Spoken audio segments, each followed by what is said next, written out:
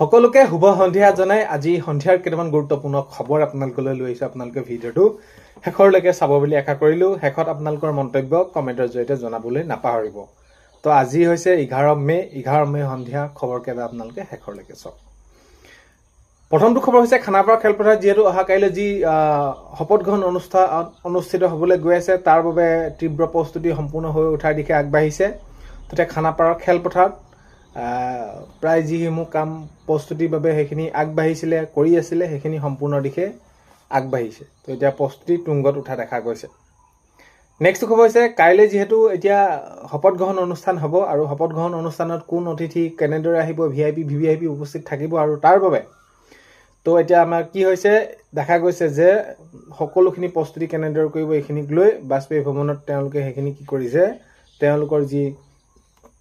কোনে কোন বিভাগৰ দায়িত্ব ল'ব এইখিনিক লৈ এইখিনিত আলোচনা হৈ আছে। তো হয় কাইলৈৰ বাবে প্ৰস্তুতি চলি আছে বাজপেয়ী ভৱনত। তো তেওঁলোকে সেইখিনি সম্পূৰ্ণৰূপে সাজু কৰি তুলিছে, কোনে কোনসমূহ দায়িত্ব ল'ব, কেনেদৰে পালন কৰিব। তো ইয়াক লৈ এইখিনি প্ৰস্তুতি চলি থকা দেখা গৈছে। নেক্সট খবৰ হৈছে হিমন্ত বিশ্ব শৰ্মাই সকলো খিলঞ্জীয়া আশা পূৰ কৰিছে। এনেদৰে মন্তব্য কৰিছে সুশান্ত বৰগোহাঁই, কৈ পিনি কৈছে যে হিমন্ত বিশ্ব শৰ্মাই সকলো খিলঞ্জীয়া আশা পূৰ কৰিছে, কিয়নো এতিয়া এই যি এইবাৰ NDA বা বিজেপিয়ে যিটো অভূতপূৰ্ব সফলতা লাভ কৰিলে, তো ৰাইজে যিদৰে তেওঁলোকে সেইখিনি মৰম দিলে, তো এইখিনি ক্ষেত্ৰত সুশান্ত বৰগোহাঁই ডাঙৰীয়াই মন্তব্য কৰিছে যে হিমন্ত বিশ্ব শৰ্মাই খিলঞ্জীয়া হৈ কাম কৰিছে আৰু খিলঞ্জীয়া আশা পূৰ কৰিছে বুলি মন্তব্য কৰিছে। নেক্সট খবৰ হৈছে শপত গ্ৰহণ অনুষ্ঠানলৈ সকলো আহিব পাৰিব। এতিয়া দিলীপ শইকীয়া ডাঙৰীয়াই মন্তব্য কৰিছে। ৰাজ্যিক বিজেপি সভাপতি দিলীপ শইকীয়া ডাঙৰীয়াই কৈছে যে অহা কাইলৈ যিহেতু শপত গ্ৰহণ আছে, শপত গ্ৰহণ অনুষ্ঠানলৈ যোৱা নোযোৱাক লৈ এইখিনি প্ৰশ্ন উত্থাপন হৈ আছিলে, কোন যাব নোৱাৰিব পাৰিব এনেকুৱা ধৰণৰ। তো এইখিনি ক্ষেত্ৰত এতিয়া দিলীপ শইকীয়া ডাঙৰীয়াই মন্তব্য কৰিছে যে শপত গ্ৰহণ অনুষ্ঠানলৈ সকলো আহিব পাৰিব, যদি আপোনালোকে যাওঁ বুলি ভাবে তেনেহ'লে আপোনালোকে তালৈ যাব পাৰিব। নেক্সট খবৰ হৈছে ডক্টৰ হিমন্ত বিশ্ব শৰ্মালৈ শুভেচ্ছা যাচিলোঁ। এতিয়া ৰণোজ পেগুগোহাঁই ডাঙৰীয়াই মন্তব্য কৰিছে যে আমি যি এইবাৰ সফলতা লাভ কৰিলোঁ বা আমাৰ জয়লাভ হ'ল, এইখিনি জনতাই যিদৰে আমাক মৰম দিলে, কাৰণ কেলৈ আমি যোৱা যিটো 5 বছৰত কামসমূহ কৰিলোঁ সেয়াক লৈ তেওঁলোকে সন্তুষ্টি প্ৰকাশ কৰিছে। আৰু এইবাৰ আমি এই যি 5 বছৰ পাইছোঁ এইখিনি আমি আৰু ভালদৰে কাম কৰিব লাগিব আৰু কাম কৰিবই লাগিব, কৰাৰ সেইখিনি প্ৰতিশ্ৰুতি ৰাইজক দিছিলোঁ। আৰু এইবাবে যিহেতু কাইলৈ এতিয়া শপত গ্ৰহণ অনুষ্ঠান আছে আৰু সেইবাবে মাননীয় ডক্টৰ হিমন্ত বিশ্ব শৰ্মা ডাঙৰীয়াক শুভেচ্ছা যাচিলোঁ। তেওঁ যাতে তেওঁৰ নেতৃত্বত আমাৰ অসমখন আৰু আগবাঢ়ি যায় আৰু ৰাইজৰ হয় জনসাধাৰণ হয় সকলোখিনি কাম আগন্তুক সময়ত বহুত বেছি ভালদৰে কৰে। তো সেয়ে লৈ আমি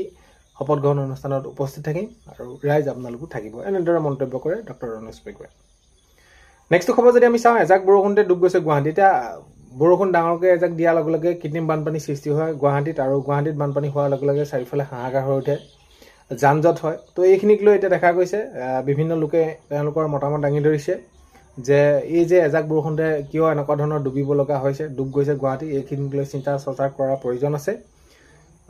চৰকাৰকো এনেদৰে এইখিনি কথা ব্যক্ত কৰি কৈছে যে এইখিনি অতি সোনকালে ভাল কৰিব লাগে। এতিয়া নেক্সটটো যদি আমি খবৰ চাওঁ তেনেহ'লে কাইলৈ যিহেতু শপত গ্ৰহণ অনুষ্ঠান আছে, কাইলৈ শপত গ্ৰহণ অনুষ্ঠানত কোনে কোনে মন্ত্ৰিত্ব পাব তাক লৈ চিন্তা চৰ্চা কৰি আছে। আৰু এইখিনি ক্ষেত্ৰত এতিয়া মাননীয় মুখ্যমন্ত্ৰী মহোদয়ে জনাইছে যিহেতু এতিয়া কাইলৈ কোন মন্ত্ৰিত্ব হ'ব, কোনে মন্ত্ৰিত্ব পাব, এইখিনিক আমি 7 বজাতহে ঘোষণা কৰিব পাৰিম। কাইলৈ কেইজন মন্ত্ৰী শপত গ্ৰহণ কৰিব মুখ্যমন্ত্ৰী মহোদয়ে জনাইছে। যিহেতু আমি কেন্দ্ৰীয় চৰকাৰৰ পৰা বা কেন্দ্ৰৰ পৰা যিসকল লোক আহিব তেওঁলোকৰ সেইখিনি আমি আলোচনা থাকিব তেওঁলোকৰ লগত, তেওঁলোকে যিটো কয় আমি সেইমতে কৰিব লাগিব। আৰু এইখিনিক লৈ মুখ্য মন্ত্ৰীৰূপে যি অহা কাইলৈ শপত ল'ব হিমন্ত বিশ্ব শৰ্মা ডাঙৰীয়াই তেওঁ মন্তব্য কৰি কৈছে যে কাইলৈ আমি 7 বজাতহে গম পাম যে মুখ্যমন্ত্ৰীৰ লগতে আৰু কোন কেইজনে কেনেদৰে শপত গ্ৰহণ কৰে, মন্ত্ৰী শপত গ্ৰহণ অনুষ্ঠানত কি কেনেদৰে হয়। এতিয়া নেক্সট খবৰ যদি আমি চাওঁ তেনেহ'লে কাইলৈ কোন কোন উপস্থিত থাকিব, তাক লৈ সেইখিনি সকলোখিনি মাননীয় মুখ্যমন্ত্ৰী মহোদয়ে মন্তব্য কৰিছে। মাননীয় মুখ্যমন্ত্ৰী মহোদয়ে মন্তব্য কৰি কৈছে যে এই কাইলৈ যি ৰাজ্যৰ প্ৰায় 20খন ৰাজ্যৰ মুখ্যমন্ত্ৰী, উপমুখ্যমন্ত্ৰী এনেদৰে থকা কথাও কৈছে, উদ্যোগপতি আৰু অসমৰ সত্ৰাধিকাৰসকল এনেদৰে এইখিনি ক্ষেত্ৰত বিভিন্ন মন্তব্য আগবঢ়াইছে যে কোন কোন উপস্থিত থাকিব। এতিয়া আমি যদি চাওঁ কাইলৈৰ বাবে গুৱাহাটীত উপস্থিত মহাৰাষ্ট্ৰৰ মুখ্যমন্ত্ৰী দেবেন্দ্ৰ ফাডনবিছ। তো এতিয়া আজি উপস্থিত হোৱা দেখা যায়। কাইলৈ যিহেতু শপত গ্ৰহণ অনুষ্ঠান আছে, তেওঁলোকক সেইখিনি নিমন্ত্ৰণ জনাইছে তেওঁলোক আহিছে আজি গুৱাহাটীত উপস্থিত মহাৰাষ্ট্ৰৰ মুখ্যমন্ত্ৰী দেৱেন্দ্ৰ ফাডনাভিছ উপস্থিত হোৱা দেখা যায় আৰু নেক্সট খবৰ হৈছে 11 বজাত কাইলৈ শপত গ্ৰহণ হ'ব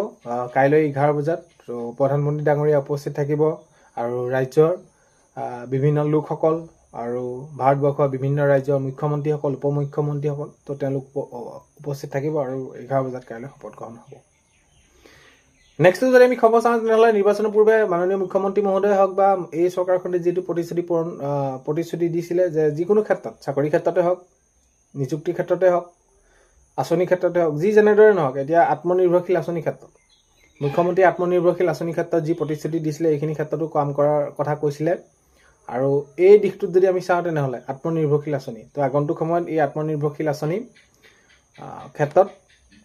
অতি সোনকালে চৰকাৰ গঠন কৰাৰ পাছতে তেওঁলোকে আবেদন কৰিব পাৰিব আবেদন মানে ৰেজিষ্ট্ৰেশ্যন কৰিব পাৰিব তাৰ পিছৰ পৰ্যায়ত কি কৰা হ'ব তেওঁলোকক সেইখিনি আবেদন কৰিবলৈ সুবিধা দিয়া হ'ব সুবিধা দিয়াৰ পাছত পৰীক্ষা হ'ব তাৰপিছত তেওঁলোকে সেইখিনি সহায় সহযোগ পাব চৰকাৰৰ ফালৰ পৰা অতি সোনকালে এইসমূহ কাম কৰা হ'ব বুলি মুখ্যমন্ত্ৰী মহোদয়ে জানিবলৈ দিছে এতিয়া অৰুণোদয় 10 তাৰিখে আপোনালোকে টকা পালেনে নাই সোমোৱা মই ভিডিঅ'ৰ প্ৰথমতে আপোনালোকে যেতিয়া নেকি ভিডিঅ'বিলাক আপোনালোকৰ বাবে উপস্থাপন কৰিছিলোঁ যিহেতু মই কৈছোঁ যে 10 তাৰিখৰ দিনাখনি অৰুণোদয় সোমোৱা তাৰিখ থাকে কিন্তু এইবাৰ চৰকাৰে শপত ল'ব কেতিয়া 12 তাৰিখে ল'ব অৰ্থাৎ অহা কাইলৈ তো সেইবাবে মই কৈছিলোঁ যে আপোনালোকৰ অৰুণোদয় আঁচনি এইবাৰ টকা নোসোমায় এই মাহৰ টকাটো আপোনালোকে অহা মাহত একেলগে দি দিব তেতিয়া আপোনালোকৰ কি হ'ব এই একেলগে আপোনালোকৰ চৰকাৰ গঠন হোৱাৰ পাছতে এই বিষয়টো উল্লেখ কৰিব কেতিয়ালৈ দিব কি কেনেদৰে পাব বৃদ্ধি হোৱা প্ৰসংগও উল্লেখ হৈ আছে কি কেনেদৰে দিয়ে মুখ্যমন্ত্ৰী মহোদয়ে শপত লোৱাৰ পাছত সকলোখিনি এটা ইয়াৰ ওপৰত ক'ব তো আগন্তুক সময়ত অহা মাহতহে আপোনালোকে অৰুণোদয় আঁচনি টকা পোৱাৰ সম্ভাৱনা আছে বহুতে সুধি আছিলে অৰুণোদয় আঁচনি কি হ'ব কি নহ'ব এইখিনি ক্ষেত্ৰত আপোনালোকে এতিয়া গমেই পালে অৰুণোদয় আঁচনি আপোনালোকে টকা পোৱাৰ এতিয়া সম্ভাৱনা নাই এটা ঠিক তেনেদৰে নিৰ্বাচনৰ পূৰ্বে যদি আমি চাওঁ তেনেহ'লে চৰকাৰী ঘৰৰ ক্ষেত্ৰতো এতিয়া বহুত ভাগে কৈছিলে লিষ্ট ওলাব প্ৰকাশ পাব এইখিনি এতিয়া মাননীয় মুখ্যমন্ত্ৰী মহোদয়ে যেতিয়া নেকি নিৰ্বাচনৰ পূৰ্বে এইসমূহ কথা কৈছিলে এতিয়া চৰকাৰী ঘৰ আপোনালোকে বহুতো লাখ পৰিয়ালে পাবলৈ গৈ আছে চৰকাৰ শপত গ্ৰহণ হ'ব শপত গ্ৰহণ হোৱাৰ পাছত আপোনালোকে লাখ পৰিয়ালে আপোনালোকে চৰকাৰী ঘৰ পাবলৈ গৈ আছে তো এইখিনি ক্ষেত্ৰত আগন্তুক সময়ত আপডেট ওলাব নেক্সট খবৰ যদি চাওঁ মহিলা নিৰাপত্তাৰ ক্ষেত্ৰত যি ভূমিকা ল'ব লাগিছিল সেইখিনি লোৱা হোৱা নাই গৌৰৱ গগৈ ডাঙৰীয়া হিমন্ত বিশ্ব শৰ্মা ডাঙৰীয়াক বা বিজেপি চৰকাৰক কটাক্ষ কৰি কৈছে যে মহিলাৰ নিৰাপত্তাৰ ক্ষেত্ৰত যি ভূমিকা ল'ব লাগিছিল তেওঁলোকে যিখিনি কৰিম বুলি কৈছিল সেইখিনি কিন্তু এতিয়ালৈকে হোৱা নাই গৌৰৱ গগৈ ডাঙৰীয়া এনেদৰে মন্তব্য কৰা দেখা গৈছে তো আজি 11 মে সন্ধিয়া খবৰ এইকেইটা আপোনালোকক জনালোঁ ভিডিঅ'টো আপোনালোকে শেষলৈকে চোৱাৰ বাবে বহুতেই বেছি ধন্যবাদ আপোনালোকক এইখিনিতে এটা অনুৰোধ কৰিম চেনেলটোলৈ আপোনালোক যিসকল নতুনকৈ আহিছে চেনেলটো ছাবস্ক্ৰাইব কৰাৰ লগতে কাষতে থকা বেল আইকনটো প্ৰেছ কৰি অল কৰি থ'ব যাতে নতুন এটা ভিডিঅ' দিয়াৰ লগে লগে আপোনালোকে আগতীয়াকৈ চাবলৈ পায় যদি ভিডিঅ'টো চাই ভাল পালে লাইক এটা কৰি দিব আৰু শ্বেয়াৰ কৰি দিব বুলি আশা কৰিলোঁ আগন্তুক সময়ত আপোনালোকৰ নতুন খবৰ আপোনালোকক জনাই থাকিম ভিডিঅ'বিলাকত বহুত বেছি মৰম দিছে তাৰ কাৰণে অশেষ ধন্যবাদ আজিলৈ ইমানেই অন্য এটা ভিডিঅ'তে লগ পোৱাৰ আশাৰে